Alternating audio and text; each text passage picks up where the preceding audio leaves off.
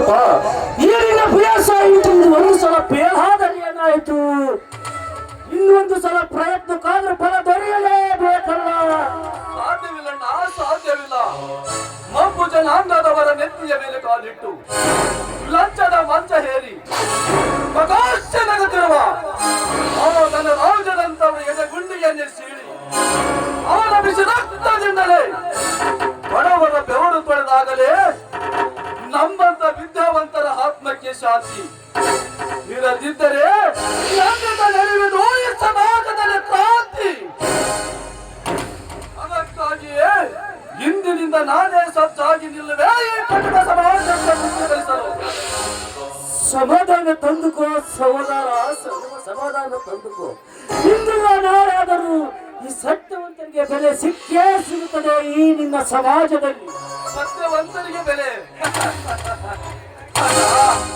ಈ ಸಮಾಜದಲ್ಲಿ ನಿನ್ನಂತ ಸತ್ಯವಂತರಿಗಿಲ್ಲಣ್ಣ ಬೆಲೆ.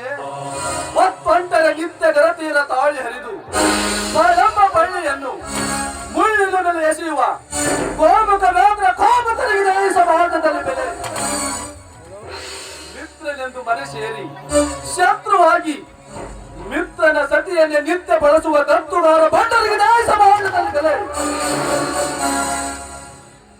ಬಡವರಿಗಾಗಿ ಸರ್ಕಾರ ಕೊಡುವ ಕಂಟ್ರೋಲ್ ಕಾಳನ್ನೇ ಎತ್ತಿ ಹಾಕಿ ತಮ್ಮ ಬಕ್ಕಸವನ್ನೇ ತುಂಬಿಕೊಂಡು ಬಂಡರಿಗಿದೆ ಸಮಾಜದಲ್ಲಿ ಬೆಲೆ.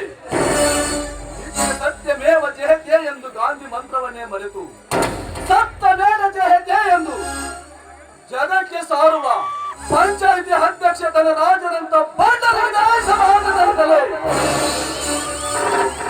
ಎಲ್ಲರ ಪಾಪದ ಪಡ ಹೊಡೆಯಬೇಕಾದರೆ ಮೊದಲು ಅಣ್ಣನೆಂಬ ನಿನ್ನೊಡಲು ಬಂಗಾರದ ಕಡಲಾಗಬೇಕಣ್ಣ, ಬಂಗಾರದ ಕಡಲಾಗಬೇಕು.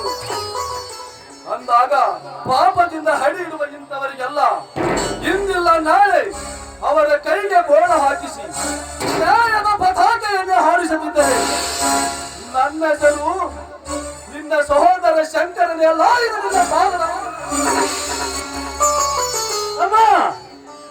ಶಂಕರ